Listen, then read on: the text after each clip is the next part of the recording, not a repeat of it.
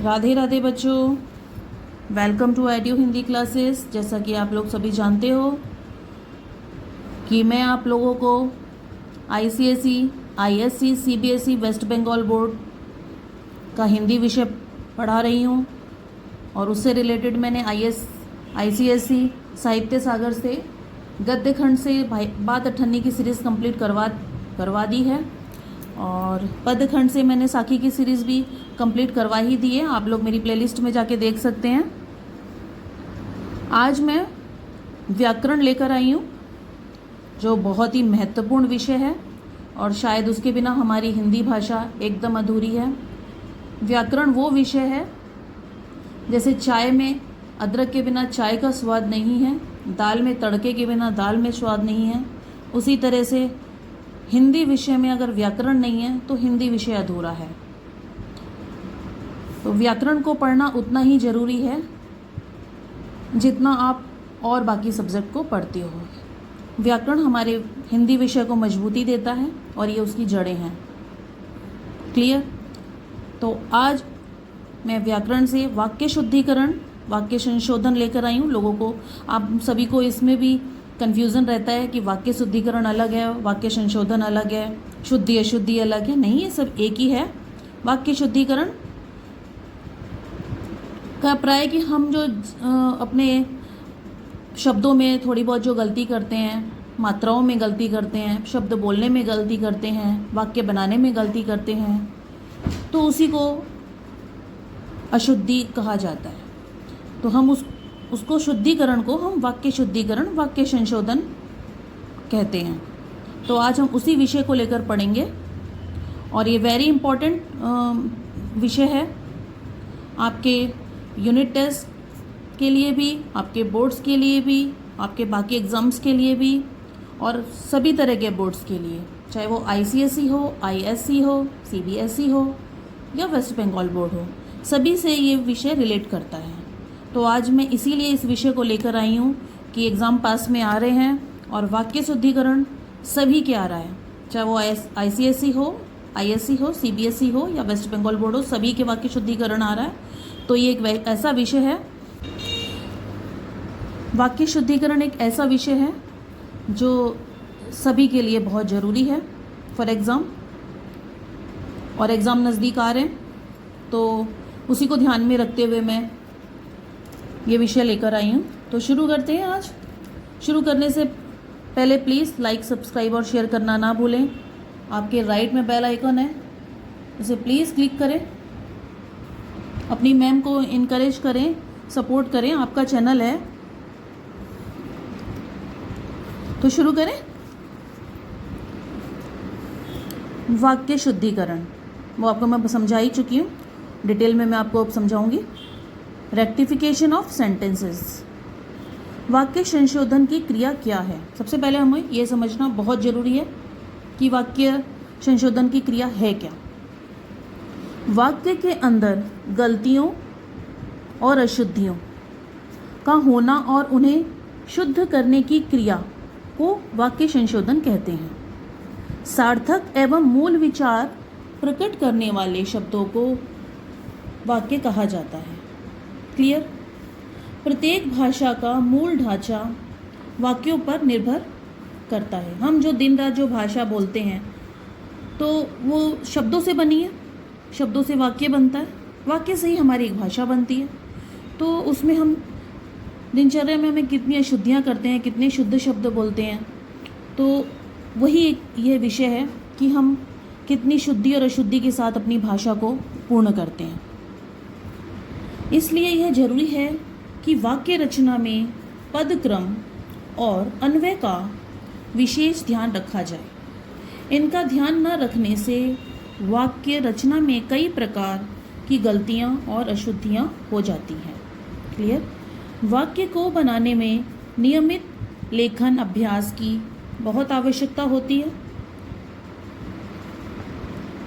भाषा की जरूरी इकाई वाक्य है, इसलिए सुंदर और सलीकेदार भाषा के लिए वाक्य शुद्धि का ज्ञान जरूरी है। वाक्य शुद्धि में संज्ञा, सर्वनाम, लिंग, वचन और विशेषण संबंधी त्रुटियां भी होती हैं। भाषा अगर हमारी सहज, सरल, सुंदर और सलीकेदार नहीं होगी तो हमारा व्यक्तित्व इतना प्रभावी नहीं लगेगा। एक हमारी भाषा ही है, एक हमारे बोलने का तरीका ही होता है जो हमारा इम्प्रेशन या हमारा व्यक्तित्व सामने वाले के सामने रखता है। हम जिस तरीके से बोलते हैं वो हमारी पहचान होती है। तो हमारी भाषा ही हमारी पहचान है। तो हम जितना उसे शुद्ध करके, शुद्धिकरण से उसे रखेंगे, उतना ही हमारा अच्छा व्यक्तित्व, स्ट्रॉन्ग व्यक्तित्व हमारा उभर कर आता है। क्लियर? मैंने नीचे कुछ अशुद्ध वाक्यों का शुद्धिकरण किया है, तो मैं आप लोगों के सामने रखती हूँ।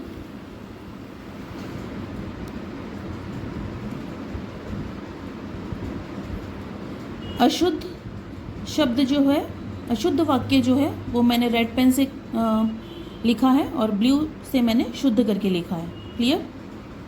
अशुद्ध लोकसभा के बीच कल विचार होगा। अच्छा, एक चीज़ मैं आप लोगों को बताना भूल गई कि संज्ञा, सर्वनाम, लिंग, वचन और विशेषण संबंधी त्रुटियां भी होती हैं। इस पे मैंने थोड़ा सा ध्यान नहीं दिया। संज्ञा जैसे आप लोग जानते ही हैं, वस्तु, विषय, स्थान। जब हमारे वाक्य में सब व्यक्ति, वस्तु या स्थान से रिलेटेड कोई त्रुटि होती है तो वो संज्ञा संबंधी त्रुटि होती है। सर्वनाम आप जानते ही हैं कि जैसे वह, हम, तुम, जो संज्ञा के जगह बैठ। वाक्य शुद्धि में संज्ञा, सर्वनाम, लिंग, वचन और विशेषण संबंधी त्रुटियां भी होती हैं। आप लोग जानते ही हैं कि संज्ञा किसे कहते हैं? किसी वस्तु, स्थान, जगह के नाम को संज्ञा कहते हैं। जब किसी वस्तु, नाम या जगह में वाक्य के अंदर कहीं त्रुटि आती है तो संज्ञा संबंधी त्रुटि होती है। सर्वनाम आप जानते ही हैं, जो संज्ञा के स्थान पर प्रयुक्त होते हैं शब्द, उन्हें सर्वनाम कहते हैं। तो उससे रिलेटेड जो त्रुटियां होती हैं वो सर्वनाम संबंधी त्रुटियां होती है। इसी तरीके से लिंग संबंधी, वचन संबंधी, विशेषण संबंधी त्रुटियां भी अभी हम आगे पढ़ेंगे। ठीक है? पहले कुछ शुद्ध अशुद्ध वाक्य लेते हैं जिससे आप लोगों को क्लियर हो जाएगा कि वाक्य शुद्धिकरण क्या है, ये विषय क्या है। आपको एक कॉन्सेप्ट क्लियर होना जरूरी है, तभी आप संज्ञा संबंधी, सर्वनाम संबंधी त्रुटियों को समझ पाएंगे। क्लियर? तो लेते हैं, लोकसभा के बीच कल विचार होगा। अब ये क्या है? लोकसभा के बीच कल विचार होगा। तो लोकसभा के बीच होगा या लोकसभा में कल विचार होगा? ये सही है ना? लोकसभा में कल विचार होगा। तो ये क्या हुआ? ये शुद्ध वाक्य हुआ। हम किसी के सामने ये बोल सकते हैं कि लोकसभा के बीच कल विचार होगा। ये शब्द हम बोल सकते हैं, लेकिन ये पूरी तरह से सही नहीं है। हम इसे पूरी तरह से अपनी भाषा में इस्तेमाल नहीं कर सकते हैं, एक सलीकेदार भाषा में। तो जब हम कोई सलीकेदार भाषा यूज़ करेंगे तो हम क्या बोलेंगे? लोकसभा में कल विचार होगा। क्लियर? इस नेक्स्ट लेते हैं, इस समस्या की औषधि उसके पास है। कहने को ये शब्द अपने आप में बिल्कुल सही है, इस समस्या की औषधि उसके पास है। लेकिन ये और अच्छा हो जाता है जब हम बोलते हैं इस समस्या का समाधान उसके पास है। क्लियर? नेक्स्ट लेते हैं, प्रातः भ्रमण में कैसी आनंद होती है। तो ये क्या ठीक है वाक्य? प्रातः भ्रमण में कैसी आनंद होती है, या हम बोलेंगे प्रातः भ्रमण में कैसा आनंद होता है। क्लियर? ये छोटी सी मिस्टेक है, कैसी और कैसा। प्रातः भ्रमण में कैसा आनंद होता है। क्लियर? नेक्स्ट लेते हैं, पैसा देना उसके लिए बड़ी बात नहीं।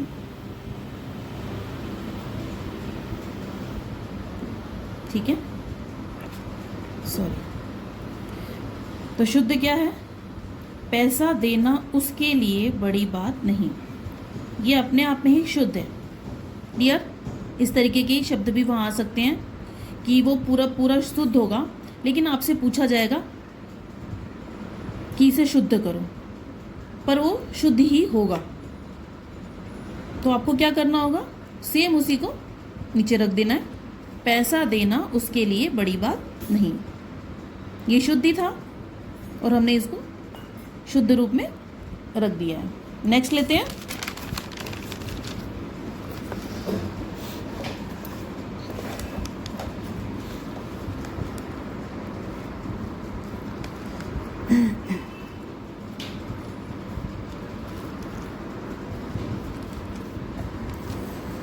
दादी जी अभी अभी आए हैं। अब ये क्या सही वाक्य है?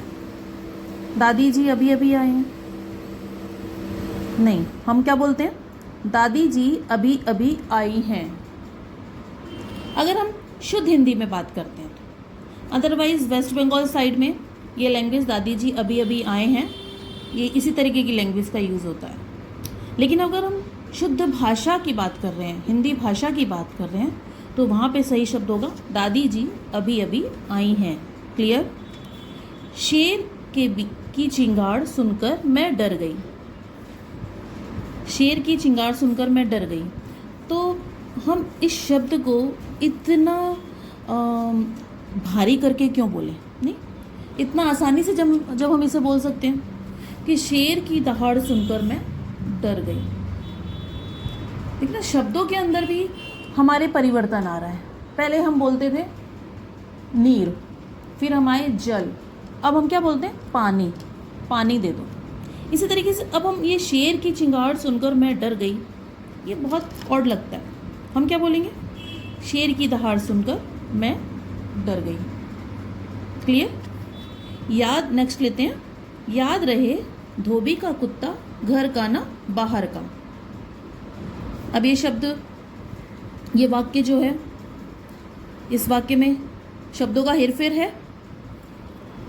हम क्या बोलते हैं, याद रहे धोबी का कुत्ता घर का ना घाट का।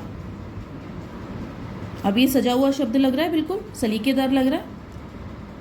अगर हम ये किसी के सामने बोलते हैं याद रहे धोबी का कुत्ता घर का ना बाहर का, तो वो सुन भी लेगा, कुछ कहेगा भी नहीं, लेकिन बोलेगा यार इसे ज़रा भी नॉलेज नहीं है कि क्या बोला जाता है। ठीक है, बोलेगा तो कोई कुछ भी नहीं। नेक्स्ट लेते हैं। शीला ने जाते हुए कहा मैं फिर आएगी।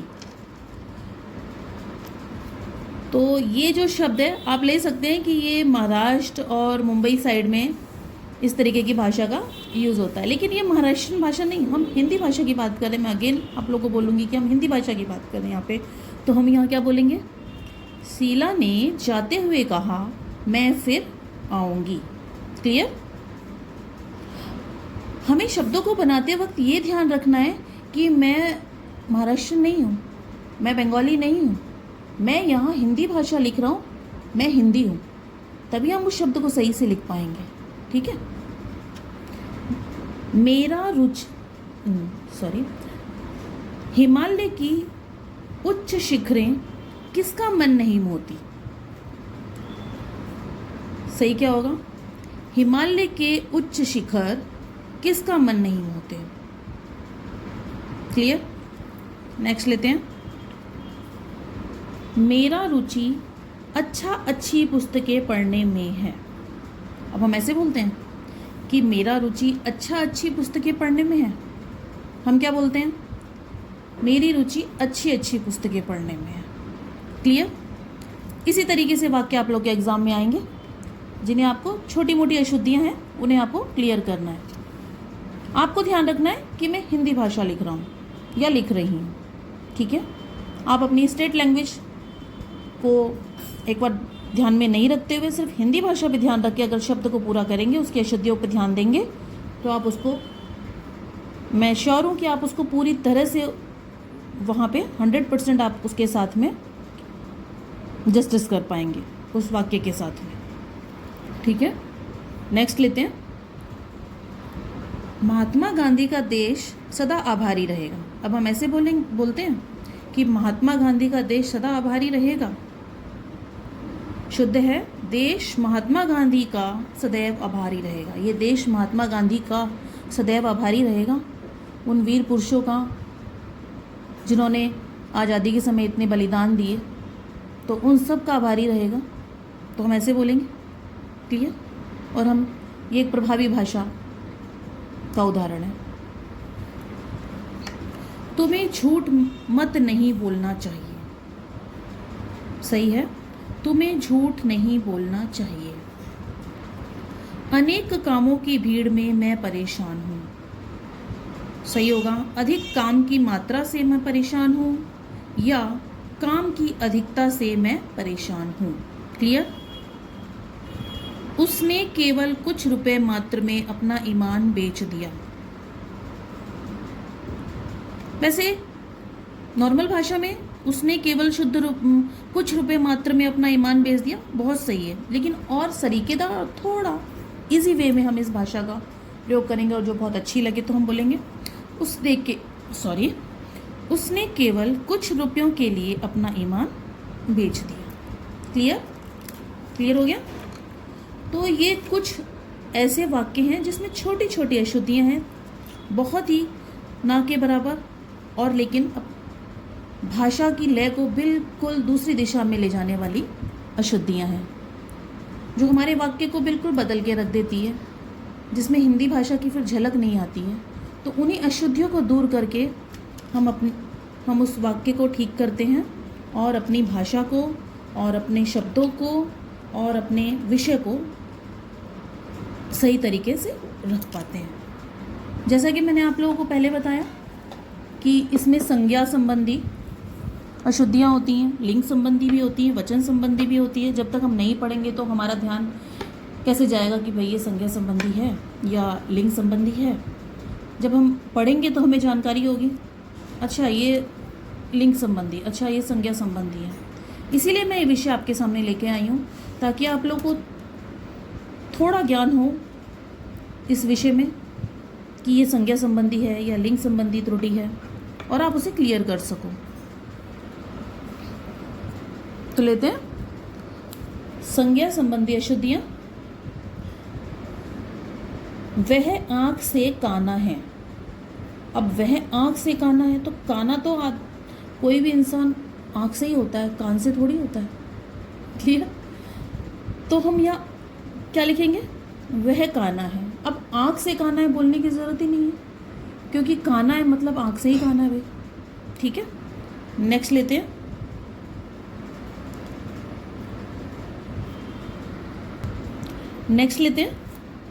नगर की सारी जनसंख्या भूखी है।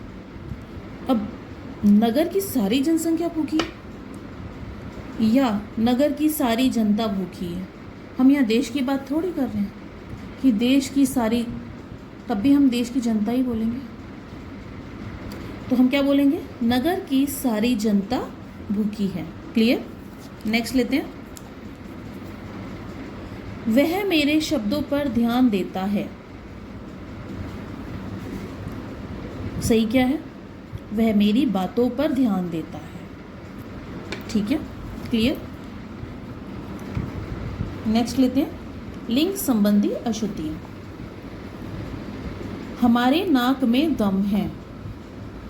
अब हम ऐसे बोलेंगे कि हमारे नाक में दम है। अब लिंग संबंधी है, नाक कौन सा लिंग है, स्त्रीलिंग है, तो हम क्या बोलेंगे, हमारी नाक में दम है। क्लियर, आप लोगों को समझ आ गया होगा। परीक्षा की प्रणाली बदलना चाहिए। परीक्षा की प्रणाली बदलनी चाहिए। ई किसका सूचक है, स्त्रीलिंग का। लिंग से रिलेटेड हुई ना, ये लिंग से रिलेटेड त्रुटियां हुई। क्लियर, इसे कहते हैं संज्ञा संबंधी लिंग संबंधी त्रुटियां। जब हम इस विषय के बारे में जानकारी होगी हमें, तभी हम समझ पाएंगे अच्छा ये लिंग संबंधी है, अच्छा ये संज्ञा संबंधी है। जब हम जानकारी नहीं होगी हमें, तो हम क्या लिख पाएंगे, हम क्या समझ पाएंगे उस चीज़ को।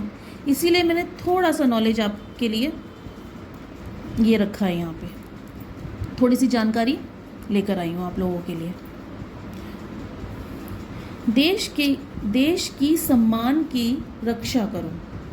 तो देश की सम्मान की रक्षा करो या देश के सम्मान की रक्षा करो। क्लियर।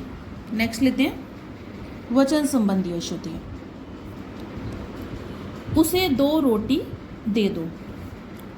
वचन संबंधी, वचन आप जानते हैं, एक वचन, बहुवचन। सिंगल होगा एक खाते हैं, डबल होगा वो खाते हैं। क्लियर। तो यहाँ पे क्या होगा, उसे 2 रोटियाँ दे दो। नेक्स्ट लेते हैं, मेरे आंसू से रुमाल भीग गया।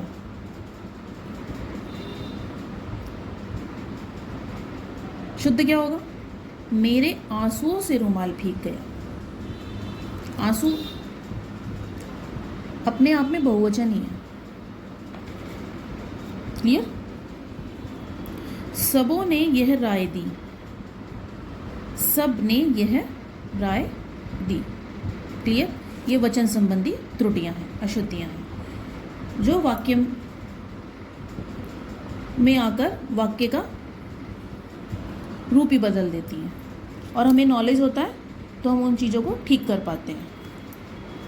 इसीलिए कहते हैं हिंदी भाषा में व्याकरण वो जड़ें हैं जो हिंदी भाषा का निर्माण करती है। जब हम व्याकरण को अच्छी तरीके से रख पाते हैं तो हम अपनी भाषा को अपने आप ही पूर्ण कर पाते हैं।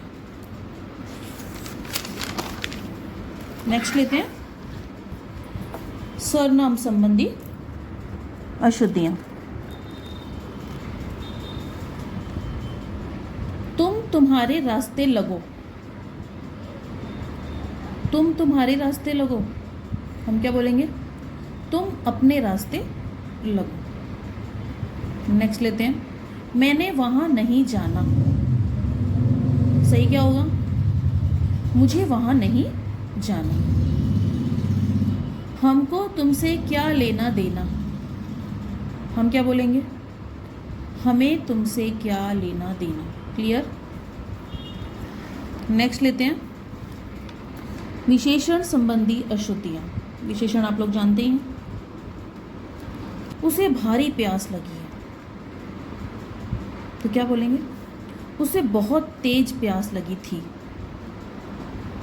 वहाँ भारी भरकम भीड़ जमा हो गई।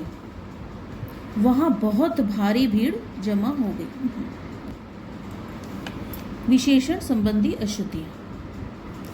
उसे भारी प्यास लगी थी, उसे बहुत तेज प्यास लगी थी। वहाँ भारी भरकम भीड़ जमा हो गई। वहाँ बहुत भारी भीड़ जमा हो गई। इनका कोई अर्थ नहीं निकलता। इसका कोई भी अर्थ नहीं निकलता। क्लियर। ये कुछ संज्ञा सर्वनाम संबंधी त्रुटियां थी जो मैंने आप लोगों के सामने रखी। इसकी जानकारी होने से आप बहुत अच्छे तरीके से वाक्यों को बना पाएंगे। और 15 नंबर जो व्याकरण के आप लोगों को मिलते हैं, ये कुछ वाक्य संबंधी त्रुटियां मैंने आप लोगों को समझाई, यहाँ पे क्लियर की आपकी। इससे आप लोग अपने एग्ज़ाम्स में, बोर्ड्स में कम से कम 15 नंबर बहुत अच्छे से गेन कर पाएंगे।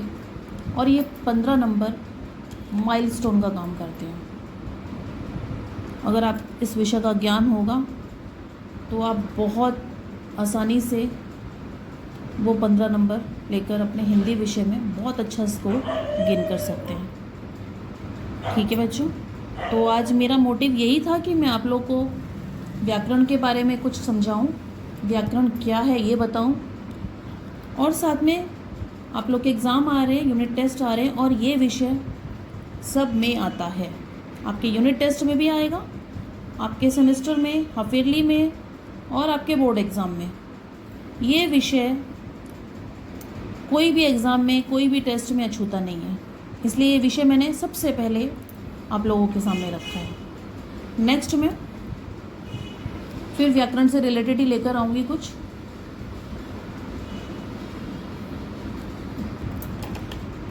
तो आज मैंने व्याकरण से वाक्य संशोधन कंप्लीट करवा ही दिया आप लोगों को। तो आज के लिए हो गया अपना? नहीं। तो व्याकरण से मैंने वाक्य संशोधन की क्रिया कंप्लीट करवा दिया। तो प्लीज़ बेल आइकन दबाना ना भूलें, लाइक शेयर करना ना भूलें। अंजुश्री मैम आपको फिर मिलती है अपने नेक्स्ट वीडियो के साथ। राधे राधे।